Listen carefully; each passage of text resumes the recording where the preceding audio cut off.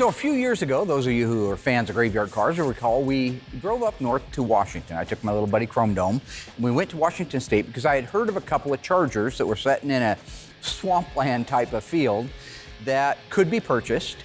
I knew that when I left here, based on the description, there wasn't much left of the cars, but they could make potentially good parts cars. So we went up there, and subsequently we bought those cars. They're coming to get you, Barbara. Buried deep in the Pacific Northwest, one team in Springfield, Oregon, takes on the impossible, finding dead Mopar muscle and bringing it back from the grave. Award-winning Master of Mopar, Mark Warman, his cousin Doug, his daughter Alyssa, his best friend Royal, his painter Will, and the rest of the GYC ghouls are restoring, resurrecting, and recreating some of the fastest, fiercest, and rarest muscle cars on the planet. This is Graveyard Carz. I almost like the picture and the setting more than I do the idea of bringing them back and cleaning them up. Yeah. So when we got there, it was pretty amazing. These cars looked so cool sitting down there in that, and it wasn't a swamp, just to be clear. It just looked like a swamp. The cars were so covered in moss and had been setting for so long. It just, like I say, I like to use the word natural habitat, because sadly, some of these cars, that is their natural habitat these days. When I'm there looking at those cars, I'm trying to make a decision of, can the car itself be salvaged? If it can, is it worth it? Is it a collector car? Is it a rare enough numbers car?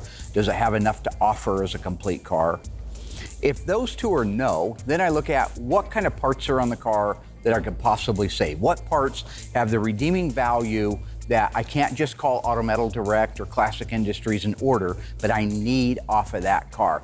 So when you see me walking around those cars, I'm not just kind of taking in the ambiance, I'm actually doing a mental inventory of what can be saved. You know, these cars were not easy to navigate around. It was rough old timberland that was overgrown. So every step you take, you don't know if you're stepping on something. If you do step on it, are you gonna get, is it rusty? Are you gonna get, what do they call that, lock face? Or whatever it is, lockjaw? I don't know, something to do with stepping on something bad, right?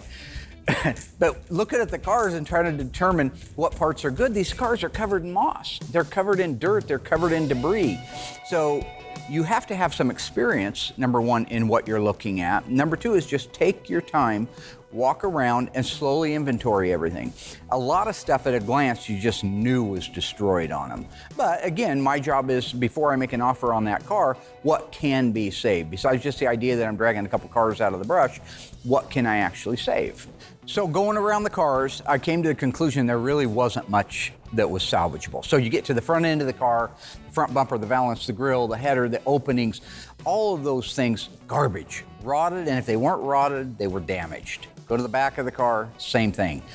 Tail lights, plastic is broken, the chrome is pitted, the opening around the body panel is rotted, the rear bumper is rotted and twisted and damaged, as is the rear valance. So now you got nothing on the front, nothing on the back. You go to the sheet metal, the fenders, nothing on those fenders. Both fenders are caved in. Both fenders are rotted. Both fenders have been ran over with D8 cats for all I know. Same thing on the doors, same thing on the quarter panel, same thing on the roof. No redeeming value on the exterior of the car. Move to the interior of the car. Everything in the car was garbage. Console, shifter, seats, steering wheel, dash, even the floor was gone. The interior of the car is interesting. Almost everything was in there. The instrument cluster was missing on the one car. The other car that had no floors in it had nothing in it. But the one I was looking at had the console, the steering column, the seats, all those pieces were in it. The downside is, and this is what I was talking about earlier, they were garbage from being exposed to the elements for however many years. Otherwise, we could have used console pieces. We could have used the shifter for something. But at the end of the day, that interior had a great big goose egg for any value. When I was done looking these cars over, there was very little that could be saved. All the sheet metal was destroyed. All of the interiors were destroyed. Under the hood destroyed. Bolt-on parts, everything destroyed. Except the reason I'm sharing this with you now, which is the roof inner structure. on both cars was salvageable. That's why I brought all this back. That's why I'm walking you back down memory lane. We are about to save a car because of those two cars. And when people laugh at me and say, why did you go out and buy junk? Why did you pay good money for junk that has nothing on it? Those two parts are why.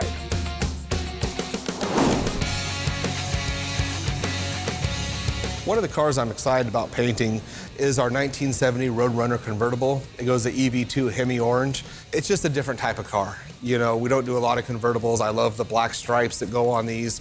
So anytime you can change things up a little bit, it's always fun. Sorry, folks, but that is not true. EV2 in a Plymouth lineup is called Tour Red, not Hemi Orange. And I've told Will this multiple times. He should know it by now. So the Tour Red EV2 Roadrunner came to us a couple years ago. It was in pretty rough shape, but we're at the point now we're ready to mask it up and get primer going on it. When the Roadrunner came to us, it was in bad shape. I mean, everything from the firewall back had to be replaced. We did floors, under seat pan, rear frame rails, quarters, rear body panel, all of it needed to be done. This car was actually featured in several episodes a few seasons ago where even the inner rockers were destroyed from rust. The car was just really a Midwest rotten car. And we talked about the reinforcement angle iron that goes inside of the rocker. So in case you guys missed that, that was a really, really neat bit. Because they had to be replaced, we were able to take the rocker off of there and show you what that piece looks like inside. So the piece I'm talking about is right here. This is 1/4-inch plate steel. It's shaped and mimics the inside of the rocker itself. So it follows the bottom of the rocker, up the side, and across the top. So you see right here, it goes all the way out to here, and then it spot welds down inside here. This being 1/4-inch plate, and it runs all the way from the edge of the rocker here to the very front. You won't see that in a hardtop car, okay? If you go out to our hardtop, our 1970 Coronet, and take a look at that, you'll see what I'm talking about. It's because we have no roof to hold the car together. Chrysler thought, and rightfully so, it would be a good idea to reinforce the rockers. So that's what these are. I believe that this part is actually available in the parts book. I think you can go back to the original parts book and actually order one of those back in the day if you were to happen to get in a wreck. So we have the other side opened up, and this is ready to get the new inner rocker. That's how we were able to see all of this. We already did the inner rocker front section here, like I said, with the floor. So this piece will go in this, set something like that. Across the bottom, it'll get spot welded along here. And it'll get plug welded down here.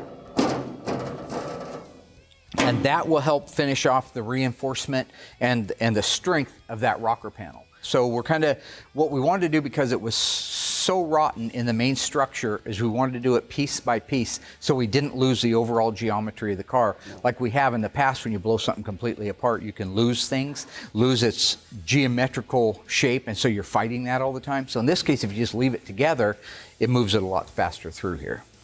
You know, from that standpoint, I guess you kind of consider myself a bit of a teacher, or maybe it would be a guru if it was a religious thing.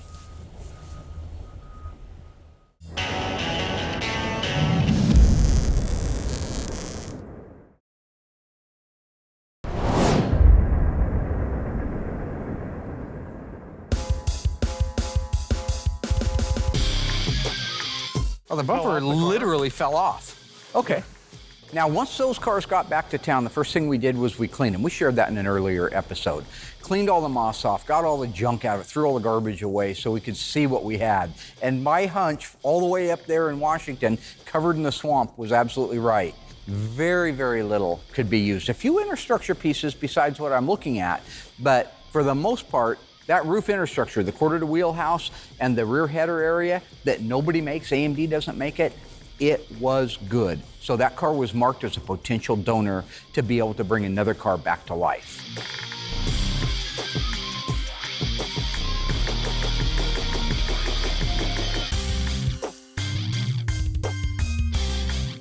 About a year ago, I had a gentleman out of Texas reach out to me. He had a 68 Charger RT, it's a real RT car. He had started doing a lot of the body work on it himself. He can do some work at home, right? But like you see at Graveyard Cars, things can grow. It can start out by, I'm just going to put a trunk floor in it. Next thing you know, you're putting half the car on it. That was what happened to him. He was unable to do all of the work, the massive amount of metal work on the car that needed to be done. And like with the cars that we do here, it grew and grew to a point where he wasn't able to do the repairs at home, so he sent it to me. When that car got here, it was more complete than you see right now. We cut some of the outer parts of the quarter panel off and the rear body so we could get it dipped and get everything cleaned that's inside of there. We knew it all had to be replaced. So the way you see it isn't exactly the way it came to me, but it's not far off from it. So now when you look at the car, everything that's off of it, you can see there's no back window inner structure, I'll call it. It's really part of the quarter inner structure, but if you look at it, there's nothing back there. It's wide open space. The package tray is gone. The opening around the window that the skins would go up against for the quarters that would make up the back window opening, they're completely gone.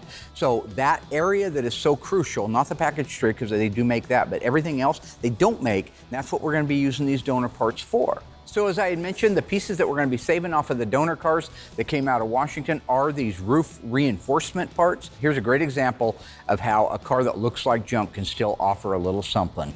Those reinforcement pieces are going to allow us to put this RT together. Now, the whole reason I'm really sharing this with you is this is a major project on this RT that we're doing. We're going to be replacing almost all of the metal on it, kind of like our 71 CUDA that we did a couple of seasons ago that we built from scratch. We're not building it from scratch, but we're doing a lot of work on it, and I wanted to share every step of that process. People like it when we show you how things are done on areas that you wouldn't normally see anywhere else or on another show. So that's the whole point behind why I'm taking time now to show you all this stuff. The owner of the vehicle had cut out that back window opening that you see. If you look where I'm pointing there on each side of the window opening, that's where the material's missing from. Those are the areas that they don't make new. Now, I would have also probably cut it out because it was rusty, but I would have kept the pieces as a template and tried to duplicate them. Those parts are gone, so the next best thing we have is to find the donor part and put in there. Those will be saved from the original cars up in Washington and grafted onto this car. You know, when it comes to the paint side of things, obviously I'm very knowledgeable on it. I'm not the metal guy though. I'm not as knowledgeable about the metal. But you know, when you get these cars back, I mean, there's nothing there. And we have saved some cars that even shouldn't have been saved. I've watched Mark do some really just acts of miracle on what he's done. So I don't envy these guys at all when it comes to the metal department. I'm not a huge fan of cutting up one car to save another one, but in this case, we've explained it. There really wasn't anything else on the car, especially around this area, that was useful for anything. That's why we chose to knock that one in the head. As with any car that we're working on, once we have it disassembled, it goes off to get dipped. That's where we're at on the car right now, is getting it sent out, having it chemically dipped, stop all the rust that's started on it, neutralize anything that's already there, get all the garbage off of the car. Then we can begin putting it back together again. Our 1970 Roadrunner convertible. This car actually went pretty quickly once we kind of caught our rhythm. We're doing that more so now than ever because we have a great team. You know, after it's primed, we'll start getting it ready, get it blocked down, get our jam work knocked out on it real quick. When I talk about jamming, it's the areas that are hard to get to, the stuff that you got to paint first before you can put the car together. Underside of the hood, door jams, the underside of the doors, the deck lid, the trunk, all of that stuff that you can't get with those panels on, you get them all done while they're apart. So when you put the car together, it's just a matter of blocking the car down and then doing the final paint. You know, the process is the same whether it be a jam or the outside of the car. The jams are just as important as the body. I'll still do 2 coats of sealer if it's a metallic, because if you don't, you have some sand scratches or any imperfection, that metallic's gonna lay in there and it's gonna stand out big time. All the way through, the jams are treated just like the outside of the car. 2 coats of sealer, your color, your clear. That way, when they open the door, pop the hood, open the trunk, it's like, wow, that looks great, just like the outside. As I was saying, since the interior is black, that means we have to do two-tone on the doors. So it's what I do on the door jams, because it's kind of the simplest, quickest, and easiest way. The door itself, I'll just single stage the whole entire door jam black. Let that dry overnight. Come in the next day, run my tape line right where that weather strip goes, then mask off the black, then I'll shoot the orange. And yes, it needs to be perfect, but when you're training somebody like Noah, If he has a little bleed through onto that black, it doesn't matter because when you unmask it, you can just wipe it off with some solvent. To where if I did it all in base coat, man, if that orange bleeds on that black, you got to go back and do the black. Has to be masked tight, otherwise it'll kind of ghost or kind of leak in there. So what that means is if that black is not taped off good enough, when you go to spray your orange, it'll hit the black. That's why I do it in a single stage. So if there is any bleed through or ghosting, you can just wipe it off with solvent. Mark likes to beat people down.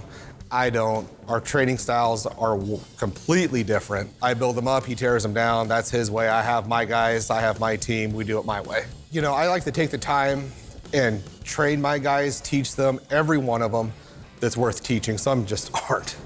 I mean, that's the truth of it. But I do build them up. Noah has been by my side for almost 2 years now. He does a great job. I trust him. Same thing with Michael. I build these guys up. I don't tear them down. If they make a mistake, we learn together, I show them, and we move forward. So it's nice to be at that point where I can just let Noah take over.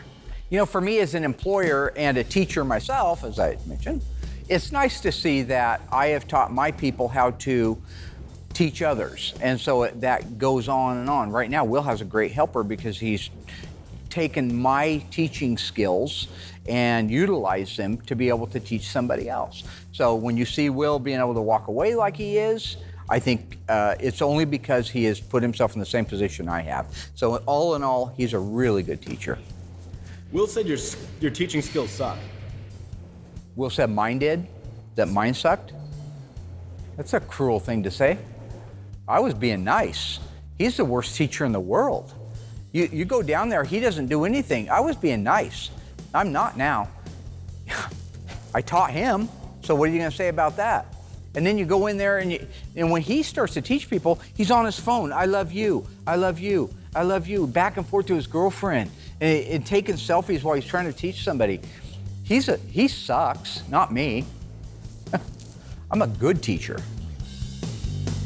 So once the orange is done, we don't have to unmask anything because the black's already been done.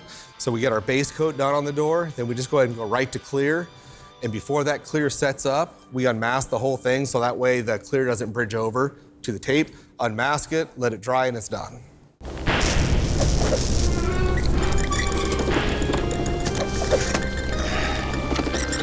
Several seasons ago, we finished the restoration on this beautiful 1970 Dodge Challenger RT.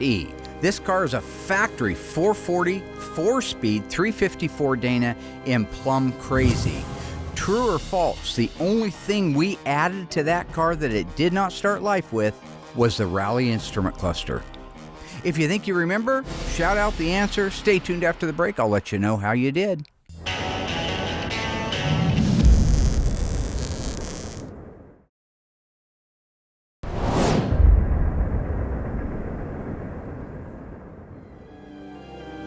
All right, folks, how'd you do on that one? On our beautiful little one of 916 Challenger RTs, did we add the Rally instrument cluster? If you said that's true, you were wrong.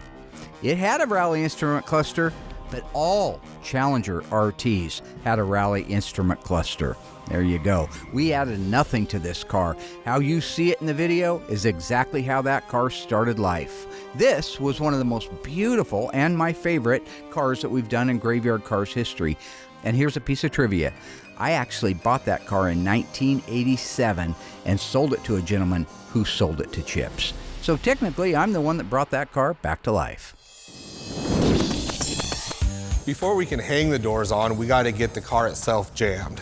Underneath the hood, the door jambs and rockers themselves, all that stuff's got to be painted first, and then the doors and hood and whatnot can go on the car. Mark talks about how great his teaching skills are. I couldn't disagree more. I've spent 25, 26 years by his side, so if anyone's going to know Mark, it's me. And he's not a good teacher. And in fact, don't tell him, but one of those guys he taught is still here. I've been working for Mark since the 80s. He's not a good teacher. You know, he calls me a butcher. I don't like that term. Will's a lot nicer, a lot better at teaching me. I painted an engine compartment one time. He said it looked like Stevie Wonder did it. So I don't understand what a musician has to do with painting cars. But Yeah, Will has been a far better teacher than Mark ever has.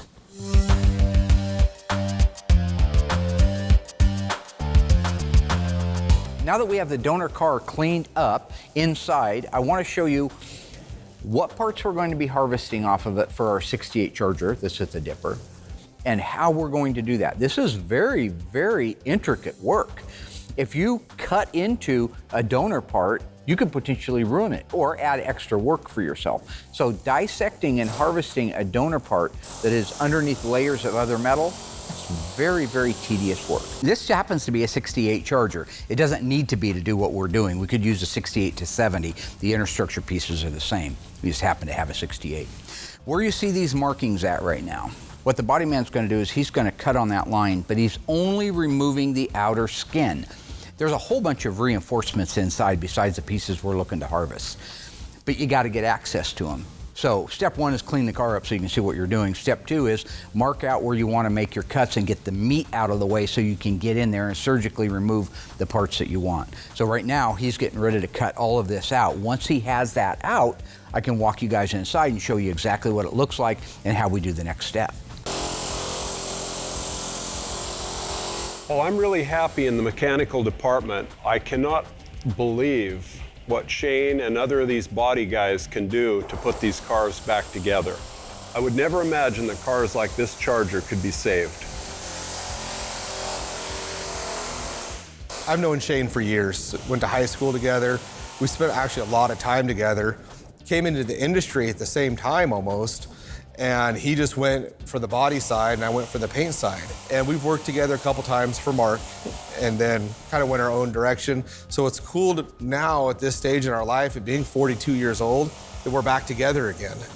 We have a lot of great memories of stuff we did when we were kids. We laugh and joke about it. But watching him do what he does, he's a very talented guy. He takes these cars that are at nothing and he's very, very meticulous. He's fitting everything, making sure everything is just perfect, and he's just a great asset to the team. So what Shane's doing now is he's cutting apart this Charger. He's using an air hammer with the metal tip. He's getting the big sections removed first to give himself room to work, to go back in there and do more intricate detail stuff. And the nice thing about the air hammer, there's no smoke, there's no sparks, there's no heat. It's just loud.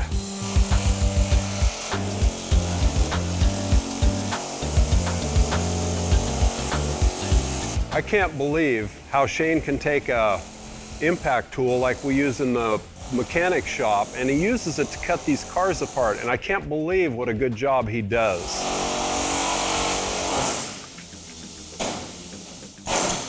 So knowing that the inner structure pieces we need are underneath the roof skin, underneath the quarters, underneath the Dutchman panel area, we have to remove those to gain access to the parts that we want to harvest. That means he is going to cut out the quarter panels, the roof skin, the Dutchman panel in big chunks. They're garbage. They're not usable pieces, so don't worry, folks, we're not ruining a good car. They're just peeling all the layers of the onion off so we can get to those parts and save them and not damage them.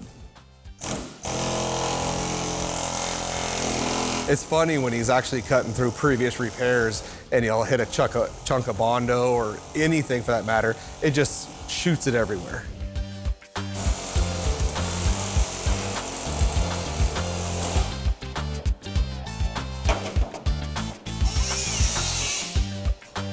Now where the beam goes across the inner structure and the quarter panel lays over it, that's right against the bottom of that quarter skin. That's why he is switching over to a cutoff wheel versus the big zip rattle gun that's going to go through there. You have to be cautious and not damage the pieces that you want to reuse.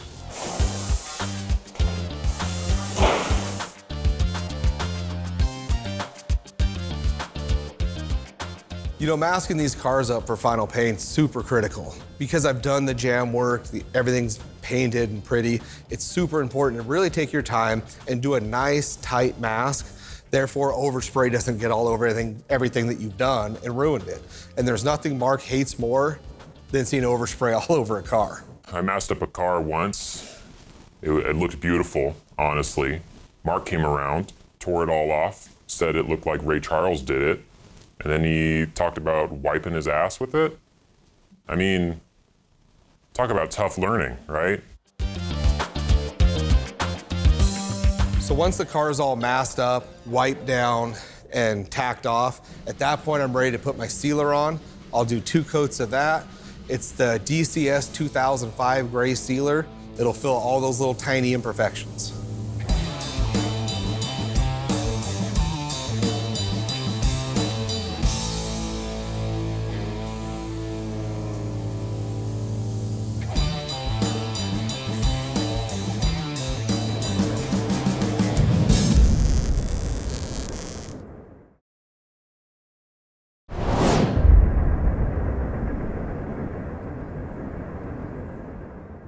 Mark liked to think he was a professional pool player. He would take his time and line up the shot, look at it from different angles. I get tired of waiting for him, so I just kind of stand there with my hands on the table and not thinking, and when my fingers would go over the edge, he would see that as an opportunity to smash him.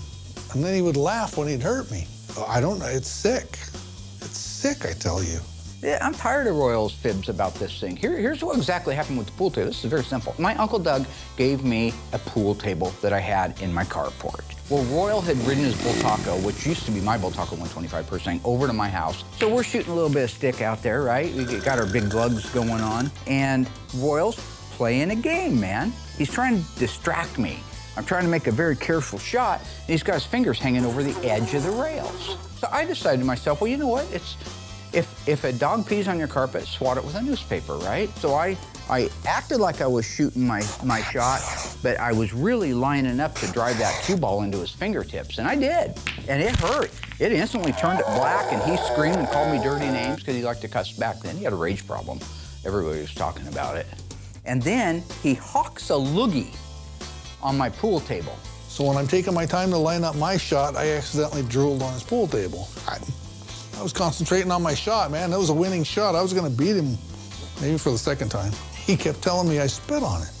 No, I didn't spit on it. I said I drooled on it. There's a difference. Well, them's just fighting words. Now, we was probably 14 years old. So next time he smashed my fingers, he said that was for spitting on his pool table. I said, by God, I'll spit on your pool table. So I did. So he hawks a big old white stringer on my pool table. I take off after him. Then he chased me down the alley. He couldn't run. You know, criminals are faster. I have no reason to run. You know what I'm saying? Anyway, he takes off looking down the alley as fast as he can. I'm going. I'm mad. I just see red. As he starts gaining distance, I stopped and grabbed a handful of gravel and I threw that, hoping, well, you know, if I could knock him out or hit him in the back of the head and knock him down and slow him down, then I could go up and I could beat the tar out of him. By the time he stopped and picked up rocks, I was already out of range. He didn't have a chance. Of course, I was laughing. I ran off. Well, none of the damn rocks hit. So he got away. He was so filled with rage. I figured I better give him a couple days to cool down. So that was it. That sent me over the edge. I came back to the house. There was his motorcycle leaning up against the back of my shed. And right next to it was one of the tools I used to make money, called a sickle. A sling blade, some people call it a Kaiser blade. I call it a sling blade. Mm-hmm. I pick up the sling blade and I start whacking on that motorcycle seat until it's nothing but spaghetti. Came back a couple days later and he goes, here, I got something to show you. So he takes me out back and shows me the motorcycle seat. He asked what happened to the seat, and I told him in the beginning I had no idea. I thought maybe a cat sharpened its claws on it or something. And I said, what'd you do that for? He said, you ran. Well, yeah, you were gonna hit me, and I was laughing too hard. I couldn't fight. Can't fight when I'm laughing. Obviously, domestic cats can't shred it all the way down to the metal pan.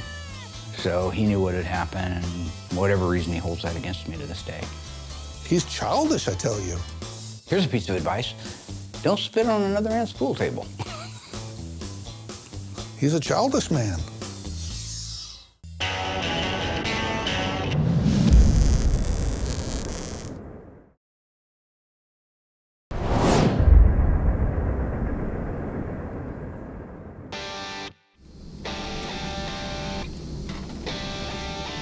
You know, EV2 Hemi Orange is actually a very transparent color. And Tor Red.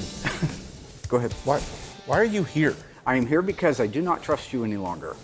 What? Audience, you notice that we've changed positions? What has happened? You don't trust me? We've changed the camera. No, you said I was a bad teacher. You're the worst teacher God ever created. I agree. Okay. Then why would you call me that? Because you're not good either. Tony is the only one that is a good teacher. Tony is a terrible teacher. All he's thinking about is food all the time. He knows a lot, he doesn't but he's not a good degrade. teacher. He actually takes the time to explain. That's all he does. I call him up and say, hey, do you know? No, you call him up, you're like, hey, fat, beep. That's not true. I'll call him up and I'll say something like, hey, Tony, do you know if the, whatever it is, a 71 E-body with a A34, should that have an 11-inch drums? We talked about that there before. I don't know why you don't write this I call Tony. It's on my flash drive, that there. Just gonna Just stop do your it. thing. You know what? I'm This done. is stupid. Good. Thank you. No. Shoot. I'll be quiet. Next question.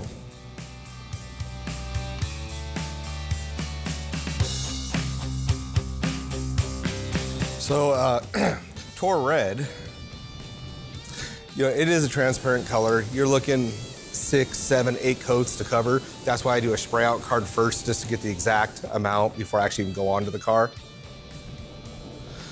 And then once I do, the booth is a controlled environment as far as temperature goes. So I'll set the booth about 65. So by the time I get around the whole entire car, it's almost time to go again. So you get that first coat on, and then it's the same process all the way through to 7 or 8. Coats? Yeah, you just keep shrugging, so I don't. No, I'm not doing anything. 7 or 8 coats, let that flash, good half hour, then I tack it, and then I'll go back in and then start my clear coat process. You have to top coat it within 24 hours. Otherwise, if you wait too long, that base coat kind of closes off, and the clear coat won't stick to it. It'll peel. So. Next question.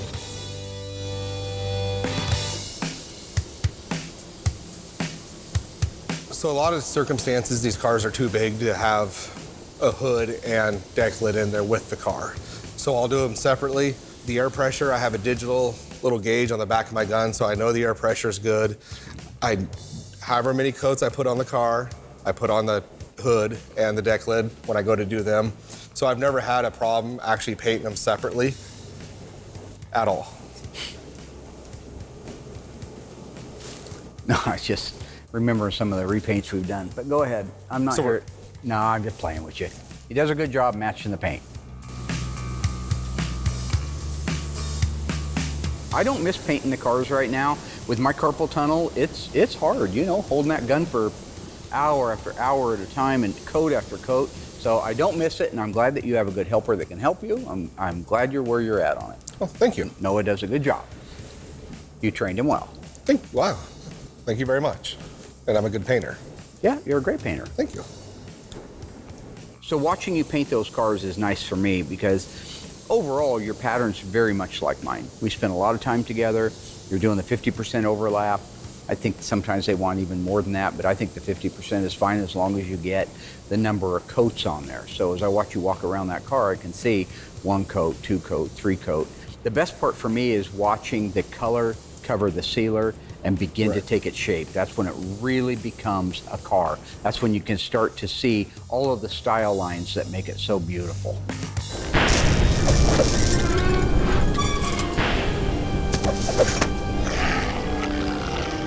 The world-famous Phantom Cuda left the factory with a 446 barrel engine, a 4-speed manual transmission, 354 Dana, and an N96 shaker hood.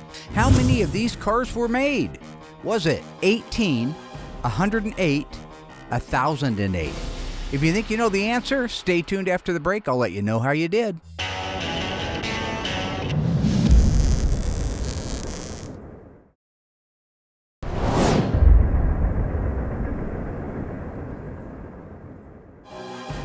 All right, ghouls, welcome back. Is that not a gorgeous car? EV2 Tour Red, 446 barrel shaker. How many of those cars were built? If you said 18, you were wrong. You were close. There were only 108 of those cars ever made with a 446 barrel and a 4-speed manual transmission. If you add the color, the shaker hood, and the rest of the options, it may very well be one of only one ever made. We are painting our 1970 Roadrunner. It is Hemi orange. It's convertible, pretty simple car to shoot. There's no roof, there's no pillars, just a longer car. We don't have it on a whirly because we want to make sure we maintain the... So here's a great example. I spent all this time trying to get my color done, ready to move on to the clear, and then Mark's normal routine, whatever he can to get himself on TV, even more than he is already, Comes in with the dog, comes in with the hat. Stop you right there. That is not exactly what happened. I was trying to get your attention, you dump. I was trying to get his attention. For what? Because there were problems in the base coat that I could see. What's a dog going to do with a Mopar hat? The dog is something where you go to the ear with a point and the heart with a story. There's a method behind my teaching. I've told you that. You say I suck as a teacher, but all of those things have added up. Does the car look good? Yeah, because I did it. Okay. So when you're doing your interview, I noticed that you like to keep the attention on you. And you say you block me out. But maybe, just maybe, there's something actually important being said behind you. Like moonwalking in a stupid hat? Has a point to it, absolutely. Zero. Michael Jackson. Well, I don't This is know about exhausting. that. What about when I was walking down the stairs and it looked like I disappeared? Those are all training. No, okay? they're not. Yeah, they are. They have a point. This is a great time to just walk off set. I believe it was Professor But I'm not going to Morrissey do that Massey because I know who there's said, more questions that need to be answered. Go to for the people at point and home. heart with story. It's Next fine. question. What you don't understand is I'm trying to help you be a better painter, okay? I'm taking my I'm trying to make you be a better painter, a better man, a better husband, a better father. Oh my God. I am taking. Are you doing this right now? I'm taking you under my wing in these situations, and I'm saying to you, it's okay to be you. It's okay. It's okay to be a little silly sometimes. You walk around so serious and so balled up. I really worry with your excessive weight, your blood pressure, and your cholesterol that you're not going to be painting much longer. The only thing you're going to be painting is the inside of a casket from 6 feet below. Did he hire a new painter?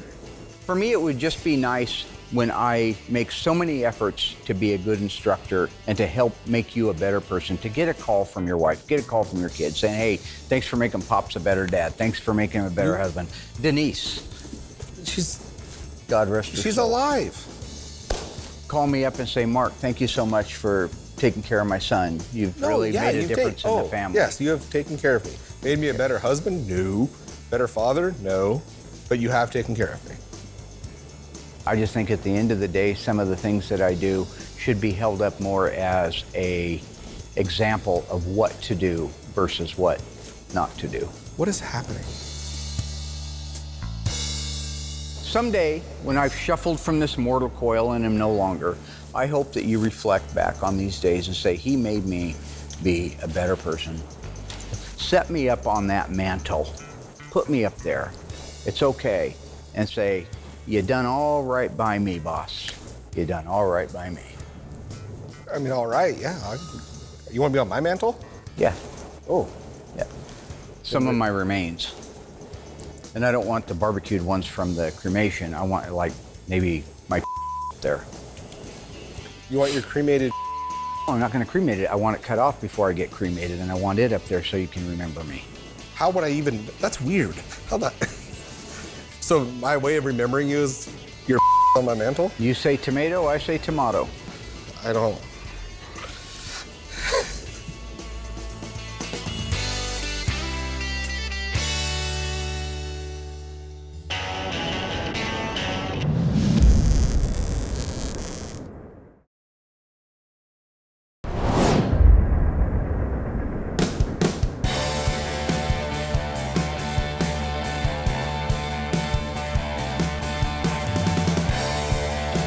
So once we had the outer skins off of this car, the roof skin, the quarter skins, and the Dutchman panel, I was in a position where we could see all of the inner structure pieces that we needed to harvest. The parts that we're looking to save right here are the roof inner structure to the wheelhouse and the quarter inner structure to the quarter panel itself. These are the pieces that aren't being made. Now, just a quick side note, AMD did just announce that they are making these pieces for the E-body. That's right. Remember back a couple seasons ago, we talked about that they weren't being made?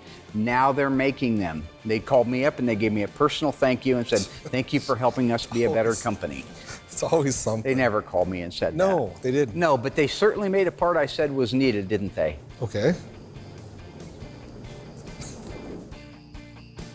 Now the rear header itself at the opening at the top of the back glass, that is being made by AMD, as are the side rails being made. The roof skin, the quarters, the Dutchman, all that we can get brand new. You know, it's funny when they took that Dutchman panel off of there, that's a great example of previous sins that we've talked about. We see it all the time, garbage after garbage. So somebody on this Dutchman really butchered it.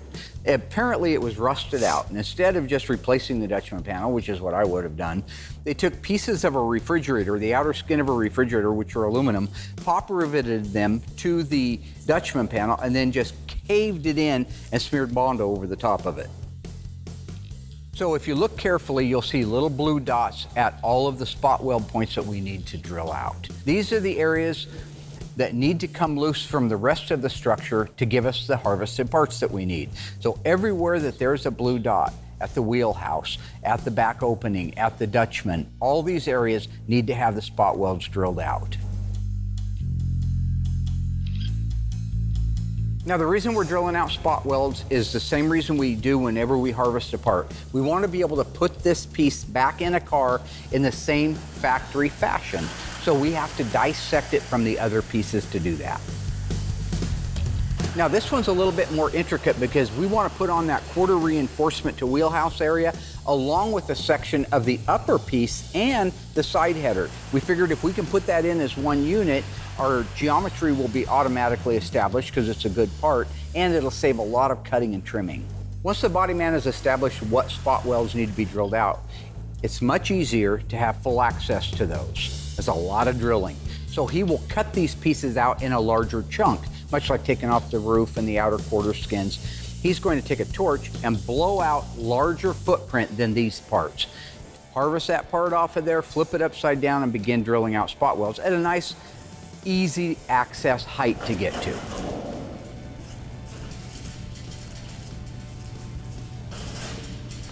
Now that the major piece that we're going to be using is cut out, they'll take it over to the bench, drill out all the spot welds, clean it up, do the same thing to the car that is going to receive it. Next time you see that car, we'll be putting that roof infrastructure on.